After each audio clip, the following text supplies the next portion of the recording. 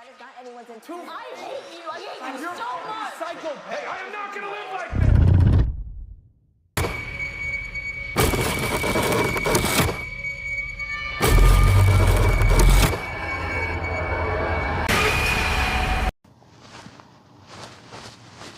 This is going to be a good one.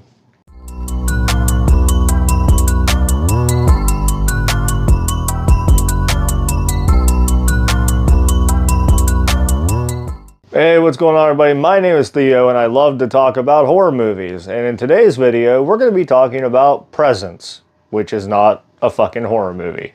Presence is a ghost story. It is a different take on a ghost story. It's more or less a found footage movie.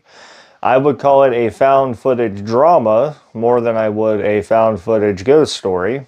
The plot of the story is that a family moves into a house, and whenever they move into this house, there's a presence lurking inside of the house that's either trying to hurt them or trying to be there for them. And it attaches itself to the daughter, and her name is Chloe. And she thinks that it is one of her friends who just recently passed away from a drug overdose.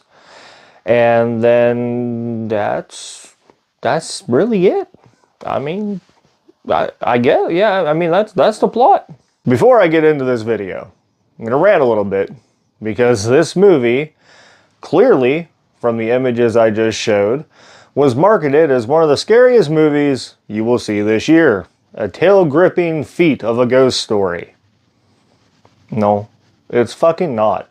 There's nothing scary about this fucking movie in any way possible. This movie is directed by Steven Soderbergh, and I don't know, like, he has a very good aspect of making movies. I like him as a director. He's responsible for the Ocean's 11 series.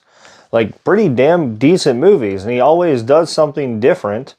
Whenever it comes to, like, his films, his directing style, it's always something different every movie that he makes.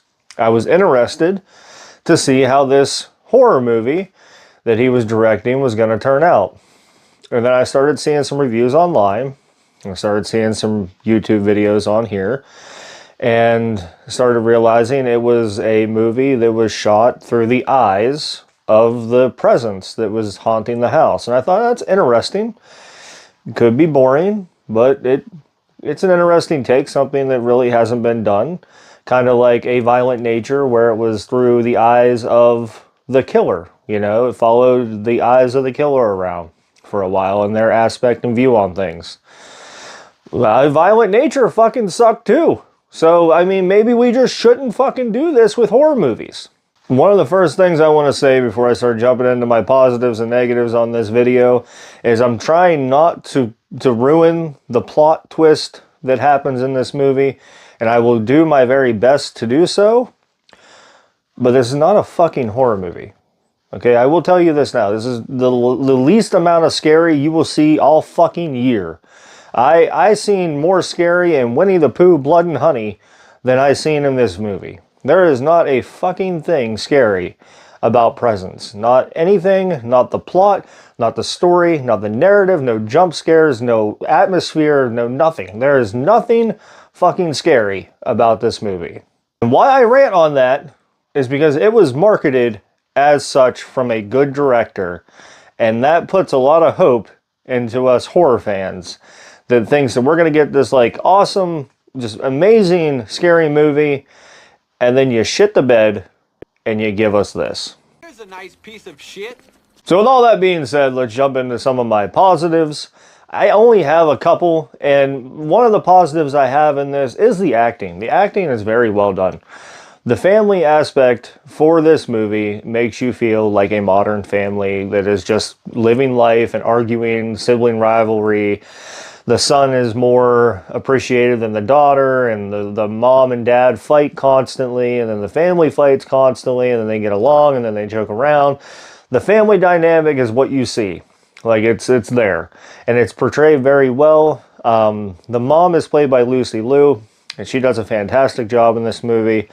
And then there's the rest of the family throughout that kind of just play their parts. You know, they play their parts as they would as being a mother, father, daughter, son in a modern family that is just going day by day.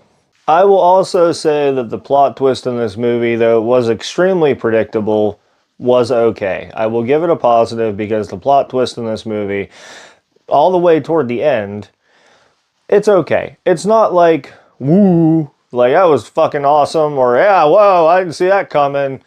It was like, you know, it's alright. My mixed thoughts on this movie go with the unanswered questions that just never come to light. For example, there is a scene where the mother and father have a falling out, and they're talking about like their marriage, and because they constantly argue about the kids and all that, and so basically they talk about a falling out in their marriage, if it's going to work, the family's going to work, and all that, and it's just never ever talked about or on the screen again. There's this kid named Ryan who is also like this standalone character that comes bigger into play toward the end of the movie. That's what I'll say, so I don't give anything away. But he has an unanswered question for me in this movie also, because I basically said to myself, like, how is he here when the family moved and this happened there and he did, and like what? Like, huh? And then my negatives. So my negatives for this movie, I have a few, as you could tell by my rantiness throughout this review so far. My biggest one is it's not a fucking horror movie. I've said that a few times through this review. It absolutely is not a horror movie. It is a family drama at its best. The horror is probably, I would put it even as like a indie film before I put it as a horror movie. So that's one of my biggest negatives through this. It was marketed as one of the scariest movies you will see all year, and one of the scariest things you'll see in your life, and there's not a fucking scary thing about this movie whatsoever.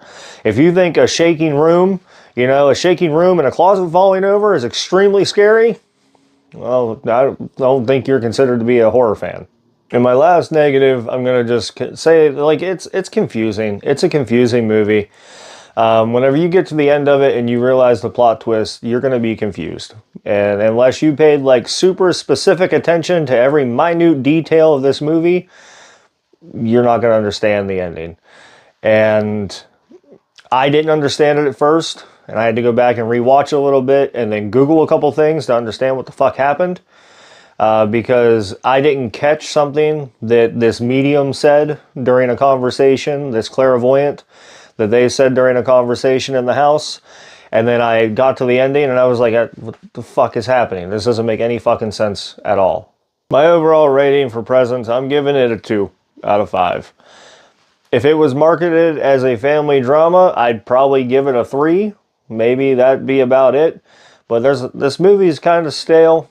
My overall on it is it's kind of stale, it's bland, it's something new for being through the eyes of a ghost story, but outside of that, there's nothing memorable at all about this movie. The plot twist is even not that memorable, and a lot of the characters themselves, outside of like the daughter, I really didn't care about much. I didn't care much about the ending, I didn't care much about the plot. It's an overall stale movie that was marketed to get money as this giant horror sensation of this year for 2025. And it's just going to be one of those movies that falls flat and probably ends up on the bottom of a lot of people's lists this year. Alright guys, that'll do it for this one for me. I appreciate everything you guys do. If you enjoy my videos, remember to check out the other ones here on the channel. Remember to like, share, and subscribe. Check under your beds and stay safe out there.